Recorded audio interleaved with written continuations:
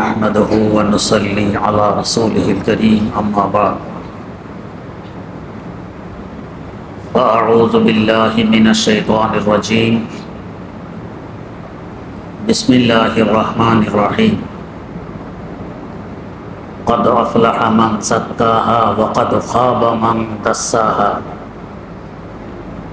صدق الله مولانا العظيم আমরা সকলেই সফল কাম হতে চাই, ব্যর্থ হই এই চাহিদার কারণ নেই, থাকারও কথা নয়। কিন্তু কোন পথে চললে সফলতা আসে, কি কাজ করলে সফল কাম হওয়া যায়, ওই পথ চয়ন করতে, ওই কাজ চিনতে আমরা ভুল করে বসি। আমাদের অনেকেরই ধারণা পশ্চিমা বিশ্বের সাথে যদি যোগাযোগ রেখে চলতে পারি,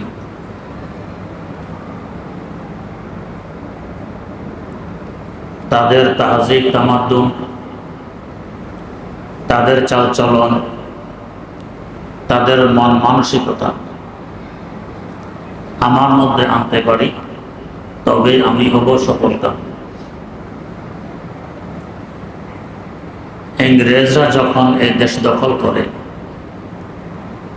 প্রায় তখন থেকে কিছু মানুষের চেষ্টা চলছে ওদের মতো হতে, কিন্তু যত দিন যায় ততই ব্যর্থতা বেড়ে চলছে, অশান্তি বেড়ে চলছে, সফলতা কমে চলছে। কারণ যে বস্তু যেখানে সৃষ্টি হয় ওখান থেকে ওই বস্তু আমদানি করতে হয়। বিদ্যুৎ আমদানি করতে হলে বিদ্যুৎ অফিসের সাথে যোগাযোগ লাগবে, বিদ্যুৎ কেন্দ্র থেকে বিদ্যুৎ আনা লাগবে। ফোন অফিসের সাথে যোগাযোগ করলে বিদ্যুৎ আসবে না। গ্যাস পেতে হলে ফোন অফিসের সাথে যোগাযোগ করলে গ্যাস আসবে না। তো শান্তি পেতে হলে শান্তির কেন্দ্রের সাথে যোগাযোগ লাগবে, তবে শান্তি আসবে। অশান্তির কেন্দ্রের সাথে যোগাযোগ করলে শান্তি আসবে না। পশ্চিমা বিশ্ব কি শান্তির কেন্দ্র নাকি অশান্তির কেন্দ্র? যারা বহুদিন থেকে সেখানে থেকেছেন, বিচক্ষণতার সাথে জরিপ করেছেন, তারা তাদের জরিপের ফলাফল তুলে ধরেছেন আমাদের দেশে। ওদের অবস্থা কি? এদের মধ্যে অন্যতম ডক্টর ইকবাল মরহুম। তার কুল্লিয়াতে তিনি পশ্চিমা বিশ্ব সম্পর্কে লেখেন, তারিখ হয় অপরঙ্গ মেশিনো কে তুমি সে, तारीख है अफरंग मशीनों के धुएं से, ये वादी मैंने इशायान तजल्ली, ये ऐश फरावा, ये हुकूमत, ये तिजारत, दिल सीना बे नूरों में महरूम तसल्ली, दिल सीना बे नूरों में महरूम तसल्ली। মিল কারখানা এবং ইন্ডাস্ট্রিজের ধোঁয়ায় আমেরিকা ইউরোপের আকাশ যেভাবে কালো হয়ে গেছে, অশান্তির অনলে জ্বলতে জ্বলতে তাদের অন্তর এমন কালো হয়ে গেছে। প্রশ্ন জাগে, অর্থ তাদের কাছে, ব্যবসা তাদের কাছে, সম্পদ তাদের কাছে, অস্ত্র তাদের কাছে, ক্ষমতা তাদের কাছে, অশান্তি কেন? তিনি এ প্রশ্নের উত্তর দিচ্ছেন, যে আয়েশে ফরাবা, ये हुकूमत, ये तिजारत, दिल सीना बे नूर में महरूम तसल्ली। শান্তির উপকরণ সবই আছে, কিন্তু তাদের অন্তর শান্তির চাবিকাঠি যেখানে, সেখান থেকে অনেক দূরে, বিচ্ছিন্ন। যার কারণে শান্তির বাতাস সেখানে লাগে না, অশান্তির অনলে জ্বলে পড়ে উঠছে। তো সেখান থেকে শান্তি আর সফলতা অর্জন করতে চাইলে অশান্তি তো আসবে, ব্যর্থতায় আসবে, যেহেতু শান্তি সেখানে নেই। আল্লাহ রাব্বুল আলামিন বলেন, বান্দা, সফলতা বাইরে নয়, বিদেশে নয়, সফলতা তোমার মধ্যে, ব্যর্থতাও তোমার মধ্যে। আত্মা যদি বিশুদ্ধ করতে পারো তুমি সফল কাম, আত্মা যদি কলুষিত হয়ে থাকে তুমি ব্যর্থ। বাইরে খুঁজতেছ কেন? সফলতা আর ব্যর্থতা তোমার ভিতরে। কিভাবে আপনাকে বিশুদ্ধ করা যায়?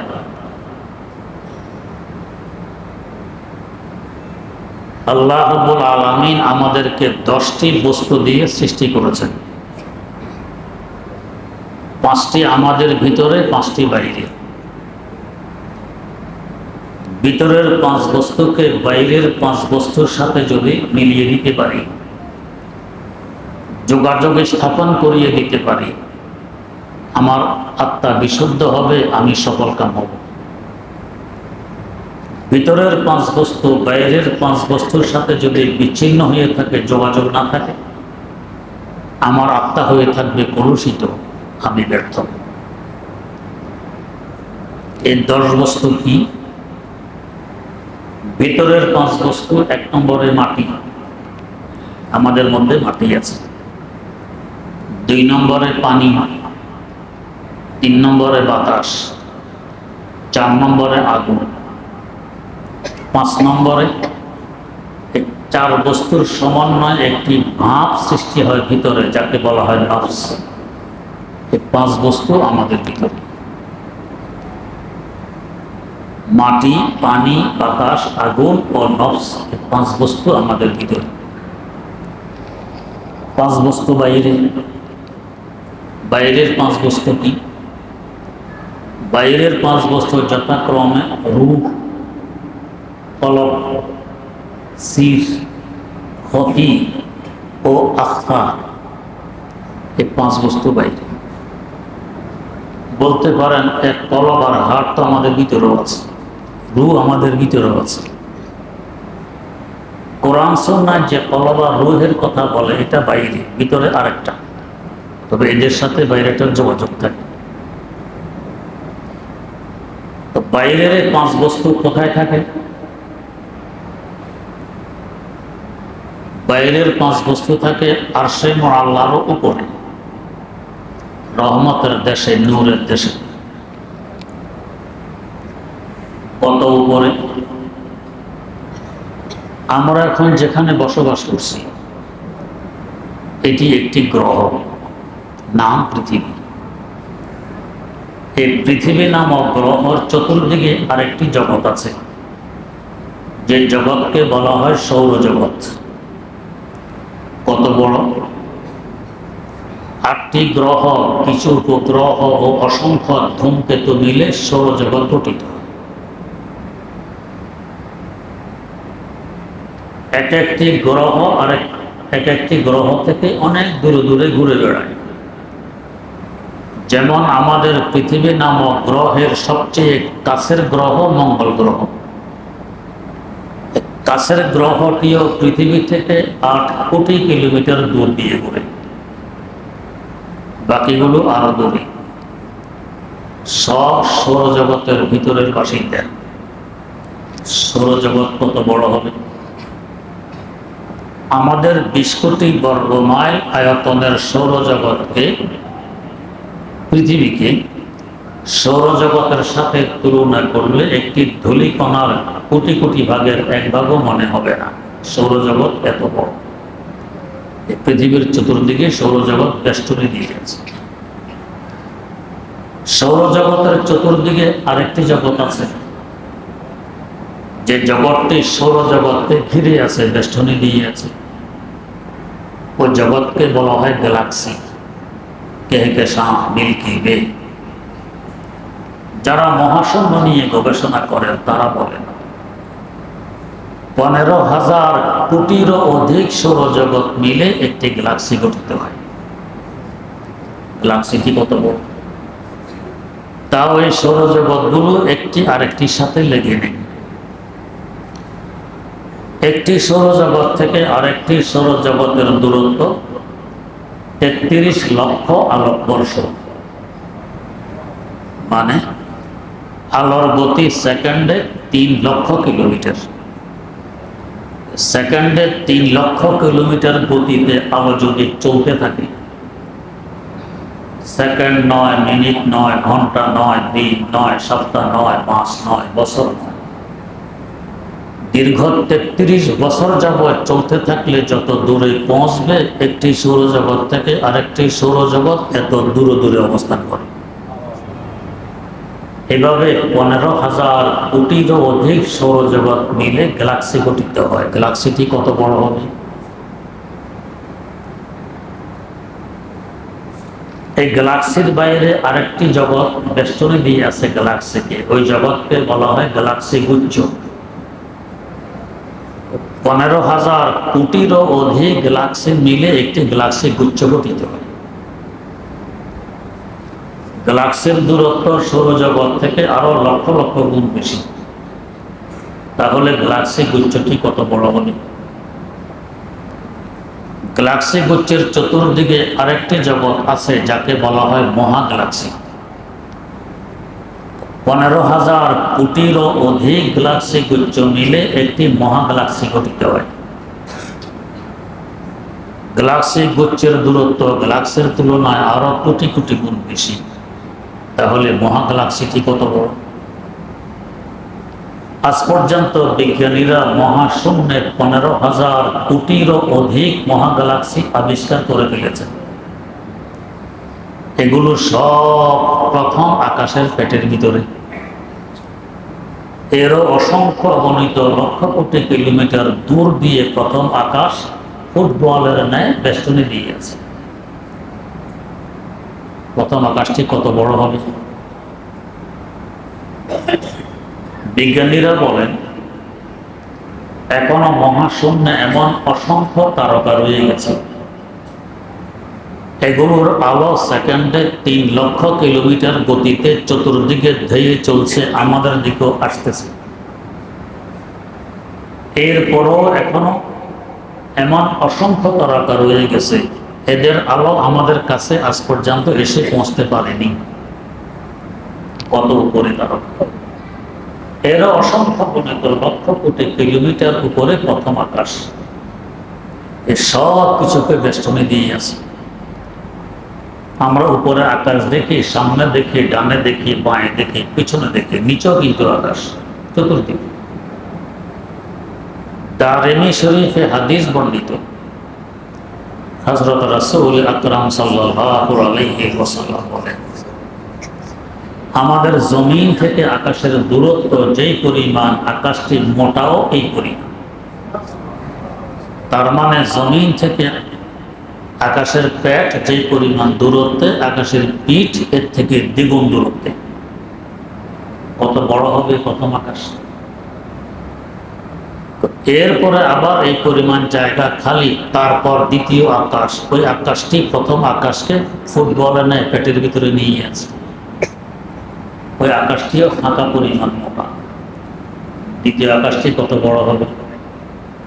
তো প্রথম আকাশকে দ্বিতীয় আকাশের সামনে তুলনা করলে একটি ধূলিকণার কোটি কোটি কোটি কোটি ভাগের এক ভাগও মনে হবে না, এত বড় দ্বিতীয় আকাশ। আবার এই পরিমাণ জায়গা ফাঁকা, তারপর তৃতীয় আকাশ, ওই আকাশটিও ফাঁকা পরিমাণ মোটা। দ্বিতীয় আকাশকে পেটের ভিতরে নিয়ে আসে ফুটবলের ন্যায়। এভাবে চতুর্থ আকাশ, পঞ্চম আকাশ, ষষ্ঠ আকাশ, সপ্তম আকাশ। 7 নম্বর আকাশটি কত বড় হবে! এরও অসংখ্য গণিত লক্ষ কোটি কিলোমিটার উপর দিয়ে বেষ্টনে দিয়ে আছে সিদরাতুল মুনতাহা। ঊর্ধ্ব জগৎ এবং নিম্ন জগতের মধ্যবর্তী বর্ডার সিদরাতুল মুনতাহা। নিম্ন জগতের সীমা কত উপরে! সব কিছুকে ফুটবলার নয় বেষ্টনী দিয়ে আছে সিদরাতুল মুনতাহা।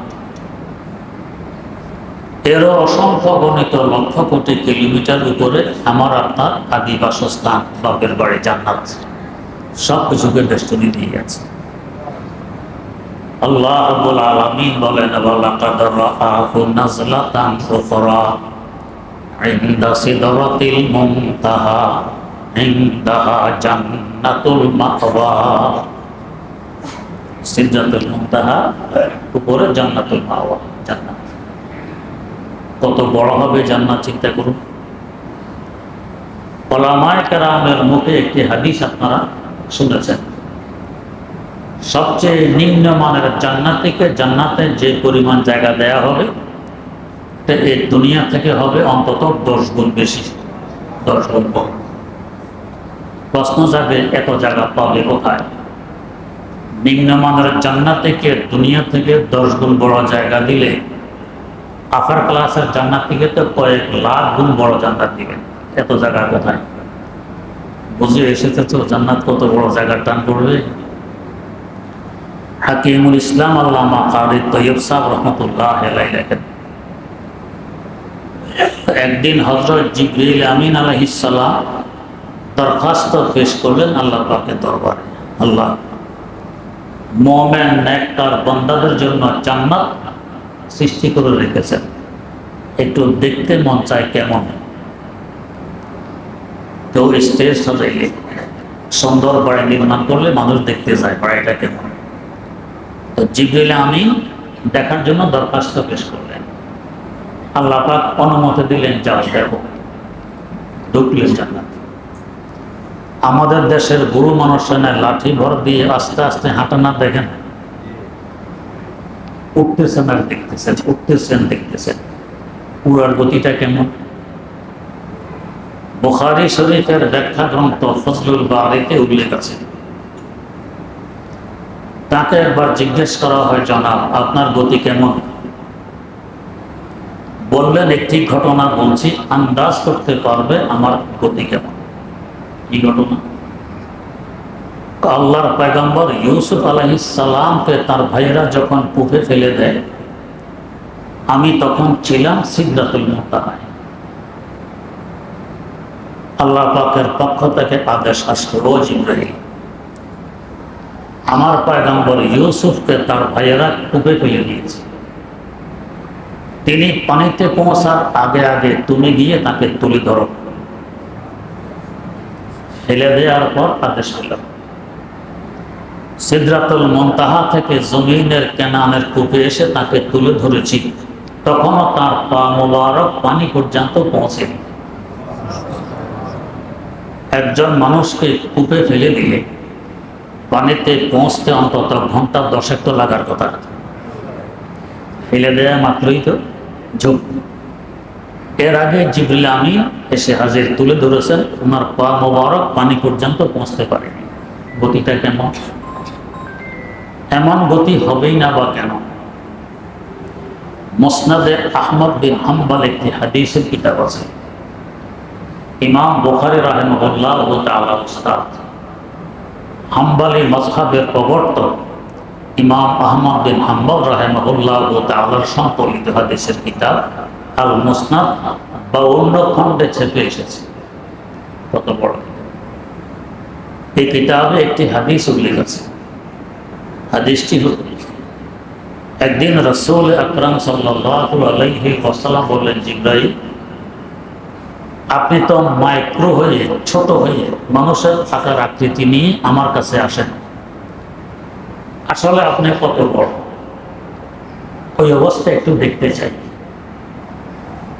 বললেন, তাহলে আপনি পূর্ব আকাশের দিকে তাকিয়ে থাকুন, আমি দেখা দেওয়ার চেষ্টা করছি। নবী করিম সাল্লাল্লাহু আলাইহি ওয়াসাল্লাম পূর্ব আকাশের দিকে তাকিয়ে রইলেন। দেখলেন আকাশ থেকে কালো রঙের একটি পর্দা নিচের দিকে নামতেছে। পর্দাটি নামতে নামতে জমিনে এসে ঠেকলো, উপরের দিক খালি হলো না।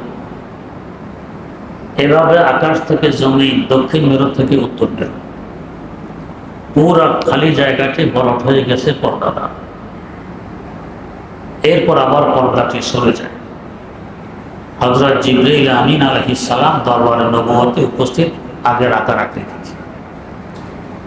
হুজুর জিজ্ঞেস করলেন, পূর্ব আকাশের দিকে তাকিয়ে থাকলে আপনাকে আসল আকারে দেখা যাবে। তাকিয়ে রইলাম, কই দেখা তো দিলেন না। বললেন, কিছুই দেখেননি? একটি পর্দা দেখেছি মাত্র। কেমন দেখেছেন? দেখেছি আকাশ থেকে নিচে নামলো, জমিনে এসে ঠেকলো, উপরের দিক খালি হলো। এভাবে আকাশ থেকে জমি, দক্ষিণ মেরু থেকে উত্তর মেরু, পুরা খালি জায়গাটি বরফ হয়ে গেছে। এই তো দেখলাম। আপনাকে তো দেখলাম। বললেন, ইয়া রাসূলুল্লাহ, এটি কোনো পর্দা ছিল না, ছিল আমি জিবরাইলের একখানা পাখা। এই একটি পাখাতে আসল আকার দিয়ে নিচে নামাইলেন। আকাশ থেকে জমি, দক্ষিণ মেরু থেকে উত্তর মেরু, পুরা খালি জায়গাটি বরফ হয়ে গেছে। এমন বিরাট বিশাল পাখা আল্লাহ পাক আমাকে দান করেছেন মোট 600 টাকা। বাকি 599টি পাখা কোথায় রাখবো সেই জায়গা তো এখানে নেই। আমরা আন্তর্জাতিক প্লেনে উড়ি, 2খানা পাখা দিয়ে ওড়ে। পাখাগুলো কত বড়? হয়তো 100 হাত লম্বা হবে, 30 হাত চওড়া হবে। এই 100 বাই 30 হাত 2খানা পাখা দিয়ে ওড়ে ঘন্টায় 1000-1500 কিলোমিটার গতিতে। এমন বিরাট বিশাল 600 পাখা মেরে যিনি উড়বেন, তার উড়ার গতিটা কেমন হবে? বেহেশতে ঢুকে ওই গতিতে উঠতেছেন আর বেহেশত দেখতেছেন। কয়েক লক্ষ বছর উড়ার পর জিজ্ঞেস করেন, আল্লাহ, বেহেশতের ওই কিনারা আর কত দূরে? আল্লাহ পাক বললেন, জিবরাইল, এক কিনারা থেকে উড়া আরম্ভ করেছ, এখনো প্রথম সারি খুঁটি পর্যন্ত পৌঁছতে পারোনি। সামনে অসংখ্য গণিত লক্ষ কোটি খুঁটি আছে, সারি সারি খুঁটি আছে, এরপরে ওই কিনারা পৌঁছে। জিবরাইল আমিন আলাইহিস সালাম বলেন, আল্লাহ, ফিরে চললাম, বুঝে এসে গেছে। এমন বিরাট বিশাল বেহেশত থেকে যদি নিম্নমানের বেহেশত থেকে দুনিয়ার মতো 10 গুণ জায়গা দিয়ে দেওয়া হয়, জায়গাটা পড়বে? এই বেহেশতের অসংখ্য গণিত লক্ষ কোটি কিলোমিটার উপরে কুরসি। আল্লাহ পাক বলেন, ওয়াসিআ কুরসিয়্যুহুস সামাওয়াতি ওয়াল আরদ। সব কিছুকে কুরসি বেষ্টনী দিয়ে আছে। কুরসি কত বড়? এর অসংখ্য গণিত লক্ষ কোটি কিলোমিটার উপরে আরশে মুআল্লা, আল্লাহ পাকের সিংহাসন, সব কিছুকে বেষ্টনী দিয়ে আছে। এই সিংহাসনটি কত বড়? যার সিংহাসন এত বড়, তিনি কেমন মহান। সব কিছুকে আরশে মুআল্লা ফুটবলের ন্যায় পেটের ভিতরে নিয়ে গেছে। এর উপরে লেখা আছে হাদিসে কুদসি, গালাবাত রহমতি গজবি। আল্লাহ পাক বলেন, আমার রহমত আমার গজব থেকে অনেক বেশি। তার মানে চতুর্দিকে রহমতের বেষ্টনী। এক রহমত কেন্দ্র হিসাবে আমাদের কাছে রহমতুল লিল আলামিন সাল্লাল্লাহু আলাইহি ওয়াসাল্লাম এই আরশ, পৃথিবীতে আরাম করতেছেন মদিনায় মুনাওয়ারায়। আরেক রহমতের বেষ্টনী আরশে মুআল্লার উপর। 2 রহমতের মধ্যখানে আমরা। না হয় যে পরিমাণ নাফরমানিতে আমরা লিপ্ত, 1 ফোঁটা পানি পাওয়ার উপযুক্ততা আমাদের মধ্যে আছে। বর্তমান বিশ্বে আমরা প্রায় 750 কোটির মতো মানুষ বসবাস করছি। 200 কোটিরও কম মুসলমান, বাকি 550 কোটিরও বেশি অমুসলিম, কাফের, মুশরিক, নাস্তিক, মুরতাদ। আদমশুমারি হিসাবে 200 কোটি থেকে কিছু কম মুসলমান। এই হিসাবের ভিতরে তাসলিমা নাসরিনও আছে, ডক্টর আহমদ শরীফও আছে। বাস্তবে মুমিন মুসলমান কয়জন পাওয়া যাবে? এমন মানুষও আমার সামনে আছে, আমাদের মুসলিম, দাড়ি আছে, টুপি আছে, পাঞ্জাবিও আছে। কোন এক কাজে আমার কাছে এসে বলতেছে, হুজুর, আমরা এখন দুনিয়াটা চাই, আখিরাত পরে দেখা যাবে। বলুন তো, ঈমান আছে? নেই। দাড়িও আছে, টুপিও আছে, পাঞ্জাবিও আছে, মসজিদে আসে, নামাজও পড়ে, ইমান নেই। দেখো আখিরাত পরে দেখা যাবে। হিসাব করলে বাস্তবে মুমিন কয়জন পাওয়া যায়? যে কয়জন পাওয়া যায় এরাও নাফরমানি থেকে বাঁচে কয়জন? বলতে গেলে গোটা দুনিয়া নাফরমানির অন্ধকারে নিমজ্জিত।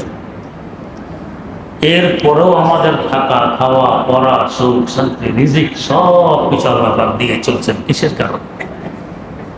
এখানে এক রহমতের কেন্দ্র, রহমতুল লিল আলামিন সাল্লাল্লাহু আলাইহি ওয়াসাল্লাম, উপরে আরেক রহমতের বেষ্টনী। তাই আল্লাহর এক ওলি বলেছিলেন, আয় রহমত কারিমি ও রাসূলে কারিমি, আয় রহমত কারিমি ও রাসূলে কারিমি, সদস্য করকে হাসতে মমিয়ানে কারিমি, সদস্য করকে হাসতে মমিয়ানে কারিমি। আল্লাহ তুমি এক মেহেরবান খোদা, তোমার হাবিব সাল্লাল্লাহু আলাইহি ওয়াসাল্লাম আরেক মেহেরবান রাসূল। দুই মেহেরবানের মধ্যখানে আমরা গুনাহগার, আশাবাদী, ফেলে দিতে পারবে না। দুই রহমতের মধ্যখানে আল্লামা হালি মরহুম মুসাদ্দাসে মুরাজাত লিখেছেন, हमने हैं या बद हैं फिरा खैर है तुम्हारे, हमने हैं या बद हैं फिरा खैर है तुम्हारे, निस्बत बहुत अच्छी है मगर हाल बुरा है, निस्बत बहुत अच्छी है मगर हाल बुरा है। আল্লাহ আমরা নেককার হই আর বক্তার হই, আমাদের সম্বন্ধ বড় উঠে। তোমার দিকে তাকাইলে আমরা তোমার বান্দা, তোমার হাবিব সাল্লাল্লাহু আলাইহি ওয়াসাল্লামের দিকে তাকাইলে আমরা তার উম্মত। প্রধানমন্ত্রীর সাথে সম্পর্ক আর পিএস কি পাওয়ার, মাঝে মধ্যে প্রধানমন্ত্রী থেকে বেশি দেখায় সম্বন্ধ, উদ্যোগটা এত পাওয়ার। আমাদের সম্বন্ধ তো বড় উদ্যোগ। একদিকে আমরা বাদশাদের বাদশাহ আল্লাহ রাব্বুল আলামিনের বান্দা, আরেকদিকে রহমতুল লিল আলামিন সাল্লাল্লাহু আলাইহি ওয়াসাল্লামের উম্মত। हमने हैं या बद हैं तेरा खैर है तुम्हारे, निस्बत बहुत अच्छी है मगर हाल बुरा है, निस्बत बहुत अच्छी है मगर हाल बुरा है। রহমতের বেষ্টনী, ওই রহমতের দেশ আর নূরের দেশে বসবাস করে আমাদের উপরের পাঁচ বস্তু, রূপ, কলব, সির, খফি এবং আখফা। নিচের পাঁচ বস্তুর স্বভাব হলো পাশবিক স্বভাব, হায়াওয়ান জানোয়ারের কাছাকাছ। যে পাঁচ বস্তু আমাদের ভিতরে আছে, পাঁচ বস্তু গরু ছাগলের ভিতরেও আছে। আর উপরের পাঁচ বস্তু নূরের দেশে থাকে, তাদের স্বভাবও নূরানি। ফেরেশতা নূরের তৈরি, মাসুম, ওদের সাথে ওই পাঁচ বস্তুর সম্পর্ক। আর হায়াওয়ান জানোয়ারের সাথে ভিতরের পাঁচ বস্তুর সম্পর্ক। যদি ভিতরের পাঁচ বস্তুকে বাইরের পাঁচ বস্তুর সাথে যোগাযোগ করাই দিতে পারে, উপরের পাঁচ বস্তুর প্রভাব বিস্তার করবে ভিতরের পাঁচ বস্তুর মধ্যে, এরাও নুরানি হবে। তখন আমার মর্যাদা এই পরিমাণ বাড়বে, ফেরেশতা পর্যন্ত আফসোস করবেন এর মতো মানুষ কেন হতে পারল না। আখলাকে মোহসিনীতে একটি শের আছে, আজমালা এক বাহারাদারি ওয়াসবাহা ইবনি সোহাম, আজমালা এক বাহারাদারি ওয়াসবাহা ইবনি সোহাম, বগজরাজ ऐसे बहायम किस्माला एक बगजरी, बगजराज ऐसे बहायम किस्माला एक बगजरी। তোমার এক সম্পর্ক নূরের তৈরি মাসুম ফেরেশতাদের সাথে, যেহেতু তোমার পাঁচ বস্তু নূরের দেশে। আর এক সম্পর্ক হায়াওয়ান জানোয়ারের সাথে, যেহেতু পাঁচ বস্তু এখানে জুলমতের দেশে, অন্ধকারের দেশে।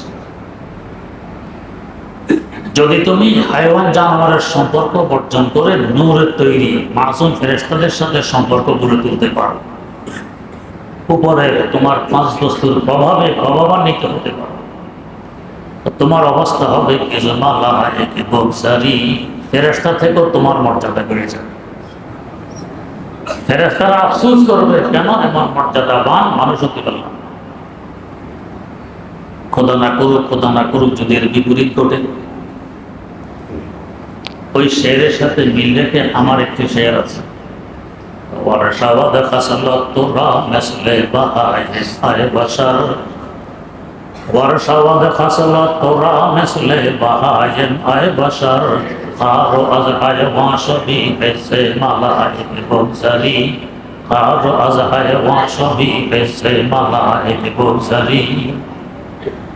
আর যদি খোদা না করুক আমার সম্পর্ক হাইওয়ান জানোয়ারের সাথে গড়ে ওঠে।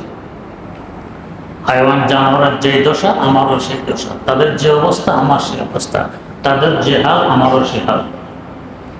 হাইওয়ান জানোয়ার চলতে ফিরতে উঠতে বসতে খাইতে হালাল হারামের বিবেচনা করে না। কত মানুষ আছে এরাও করে না। কি বেশ কম, কোনো বেশ কম।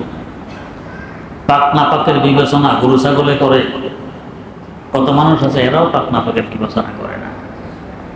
কি বেশ কম, বেশ কম। বরং উলাইকা কাল আনআমি বাল হুম আদাল, আরো খারাপ। কেন? ছিলাম তো আশরাফুল মাখলুক, শ্রেষ্ঠতম মাখলুক। ভালো বস্তু নষ্ট হলে বেশি নষ্ট হয়, খারাপ কিছু নষ্ট হলে এত নষ্ট হয় না। গরু ছাগল কি খায়? ঘাস খায়, খড় খায়, ভুসি খায়। আমরা বিরিয়ানি খাচ্ছি, পোলাও, কালিয়া, কোপ্তা, কোরমা, কত দামি দামি খাবার। আমাদের এক প্লেট খাচ্ছি 1000 টাকাও দাম হয়। গরু ছাগলের এক প্লেট ভুসি হয়তো 10 টাকাও কেউ নেবেন না, এত দামি নয়। এগুলো খাওয়ার পর তাদের পেটে গিয়ে নষ্ট হয়ে বেরিয়ে আসে, আমরা বলি গোবর। হাতে ধরে গাছের গোড়ায় ব্যবহার করি, ক্ষেত খামারে ব্যবহার করি, আবার রোদ্রে শুকিয়ে আগুন দিয়ে বা তরকারিও পাকাই। আমাদের এত দামি খাবার খাচ্ছি, বিরিয়ানি, কালিয়া, কোপ্তা, এক প্লেট 1000 টাকা। আমাদের পেটে যাওয়ার পরে আগামীকাল বেরিয়ে আসছে, এটার নাম কি? গু। নাম বলতেও খারাপ লাগে, দেখতেও দিন লাগে, বন্ধ তো সঙ্গায় যায় না। কি অবস্থা! গোবর বিক্রি হয় আমাদের গু। যদি বলি ভাই কালকে 1000 টাকা দাম ছিল এক প্লেটের, আজকে 10 টাকা দিলেই হবে, এক প্লেট নিয়ে যান, নেবে কেউ? কেন এত খারাপ হইল? আগে বেশি দামি ছিল। বেশি দামি বস্তু নষ্ট হলে বেশি নষ্ট হয়। বাদ যদি পচে গান্দা হয়, পানি দিয়ে ধুয়ে লবণ কাঁচামরিচ দিয়ে খাওয়া যায়, লবণ কাঁচামরিচ দিয়ে খাওয়া যায়। আবার কেউ বলে অনেক স্বাদও লাগে। আর বিরিয়ানি নষ্ট হলে দেখেছেন কেমন লাগে? পায়খানার যে দুর্গন্ধ, হুবহু সেই দুর্গন্ধ। সাবান শ্যাম্পু দিয়ে ধুইলেও এটা খাওয়া যাবে না। কেন? এটা দামি ছিল। আমরা তো ছিলাম দামি, নষ্ট হয়ে গেল। হাইওয়ান জানোয়ার থেকেও নিকৃষ্ট।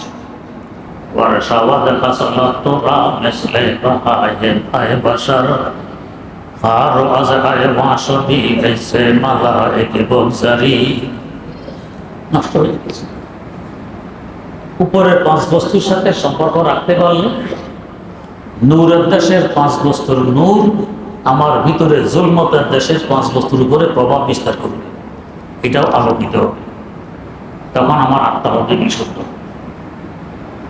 এখন প্রশ্ন, করে 5 বস্তুর সাথে ভিতরে 5 বস্তুর যোগাযোগ হবে কিভাবে? সূর্য আমাদের পৃথিবী থেকে 9,30,00,000 মাইল দূরে থাকে। ছাদের নিচে সূর্যের রৌদ্র ঢোকে না, আসে না। একখানা আয়না যদি সূর্যের মুখোমুখি করে তার ফোকাস ছাদের ভিতরে ফেলতে যান, পারবেন কি না? পারবেন। আয়নার মাধ্যমে সূর্যের ফোকাসটা মসজিদের ভিতরে ঢুকবে। আকাশের সূর্যের দিকে যেভাবে তাকানো যায় না, আয়নার ভিতরে সূর্যের দিকে তাকানো যায়। ওটার যে প্রভাব, এটারও সেই প্রভাব। এমনকি কয়েক আয়নার ফোকাস যদি শুকনা পাতার মধ্যে একসাথে ফেলেন, দেখবেন আগুন ধরে গেছে, ওই প্রভাব পড়তেছে। আবার এই আয়নার সাথে আরেকটা আয়না মুখোমুখি করলে ফোকাস আরো দূরে যাবে, এইভাবে শত সহস্র আয়নার মাধ্যমে শত সহস্র কিলোমিটার দূরে সূর্যের রৌদ্র নিয়ে যেতে পারবে। ঠিক তেমনি ভাবে উপরের 5 বস্তু দুনিয়াতে তার প্রভাব আর নূর আসার জন্য আল্লাহ পাক একটি আয়না পাঠিয়েছেন, তিনি হলেন মুহাম্মাদুর রাসূলুল্লাহ সাল্লাল্লাহু আলাইহি ওয়াসাল্লাম। ওই 5 বস্তুর আলো, নূর আর প্রকাশ তার মাধ্যমে এসেছে দুনিয়ায়। তার কলবের সাথে মুখোমুখি 100 লক্ষ সাহাবায়ে কেরাম রাদিয়াল্লাহু তাআলা আনহুর কলব, এদের মধ্যে এসে গেছে সেই নূর, সেই রহমত। তাদের কলবের মুখোমুখি তাবেঈনের কলব, তাদের কলবের মুখোমুখি তাবেঈনের কলব। এভাবে আস্তে আস্তে বুজুর্গানে দ্বীনের কলবের মাধ্যমে আমাদের পর্যন্ত এসেছে, কিয়ামত পর্যন্ত ইনশাআল্লাহ আসবে। কলবের সাথে কলবের যোগাযোগ। বুজুর্গানে দ্বীন তাই বলেন, রক্তে দারে সিনা রাবা সিনা এ, রক্তে দারে সিনা রাবা সিনা এ, রক্তে চোবা আয়না এ ভা আয়না এ। এক আয়নার সাথে আরেক আয়নার যোগাযোগের মাধ্যমে শত সহস্র কিলোমিটার দূরে সূর্যের আলো নিয়ে যাওয়া যায়। এভাবে সিনার সাথে সিনার যোগাযোগের মাধ্যমে আরশের মহলার উপরে নূরের দেশের ওই 5 বস্তুর প্রভাব আমার অন্ধকারের দেশের 5 বস্তুর মধ্যে ফেলা যায়। এই 5 বছর তখন হবে আলোকিত আর নুরানি। তখন বুঝবো আত্মা বিশুদ্ধ হয়ে গেছে। আলামত কি, চিহ্ন কি? আগে গান শুনতে ভালো লাগতো, তেলাওয়াত ভালো লাগতো না। এখন তেলাওয়াত ভালো লাগবে, গান ভালো লাগবে না। আগে হারাম হালালের তোয়াক্কা করতাম না, এখন করি। আগে নামাজ পড়তে মন চাইতো না, এখন নামাজ পড়তে ভালো লাগে। दिलों से कदूरत मिटा दे खुदाया, वो नूरे हिदायत दिखा दे खुदाया, गुनाहों की आदत छुड़ा दे खुदाया, इबादत की लज्जत चौंका दे खुदाया, इबादत की लज्जत चौंका दे खुदाया। इबादत এখন স্বাদ লাগবে, আগে কষ্ট লাগতো, এখন মিষ্টি লাগবে। ওলামায়ে কেরামের সাথে বিদ্বেষ পোষণ করতাম, এখন মহব্বত লাগে, ভালো লাগে। মসজিদে তার কাছে আসতাম না, এখন মসজিদে আসতে যেন স্বস্তির নিঃশ্বাস ফেলতেছি, ভালো লাগে। বুঝবো আমার আত্মা বিশুদ্ধ।